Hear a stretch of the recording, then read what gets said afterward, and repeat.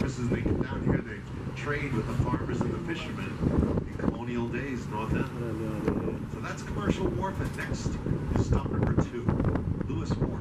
Now, if you want to go to Paul Revere's house, Lewis Wharf is the stop for you. So, the Old North Church would be stop 3.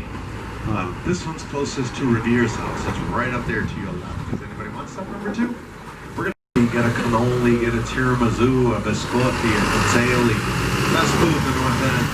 Well, of course, there's also a pizza place. On the other side is Regina's. Now, this pizza all the way through the North End. Umberto's, too. See when the hazard light's on? He's delivering up that street on your left.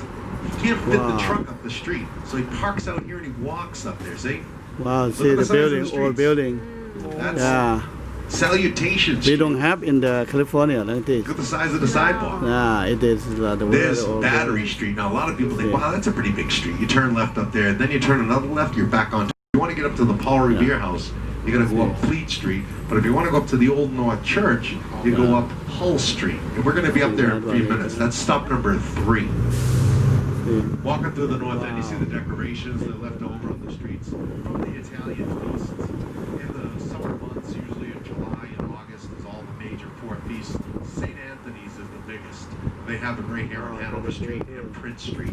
They block off the streets, they have concerts, they have dancing, they have food everywhere. That's the main street, Hanover Street. Mike's Pastry is halfway up on the right-hand side. A little further up on the left is Modern Bakery. Now right up here on your left, if you look up over these buildings, you'll see the steeple of the Old North Church. So that is a famous church in Boston. Its actual name is the Christ Church. So it's an active congregation. That's where the Sons of Liberty teamed up with Robert Newman. He was the janitor. And 35 Midnight Riders waited across the harbor. They basically were, knowing that the British were trying to capture Sam Adams and John Hancock, they were hiding out of Lexington and in Concord were the blacksmiths making gunpowder and rifle barrels and musket balls. So basically, that poem by Longfellow, that's what made Revere famous. It was, "Listen, my children, and you shall hear." 1850s.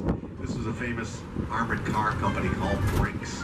You ever heard of that robbery? It was a true robbery in history. It happened right here in Boston in 1950. They called it the crime of the century. People that robbed it lived across the street. They looked right through the glass windows, just like you can see through them today. They're clear, they're dirty, all down, and they actually ended up picking a lock on the outside door, and they made a key. They got the key from the lock cylinder as they brought it down to a locksmith. They put it back in 10 minutes. The guard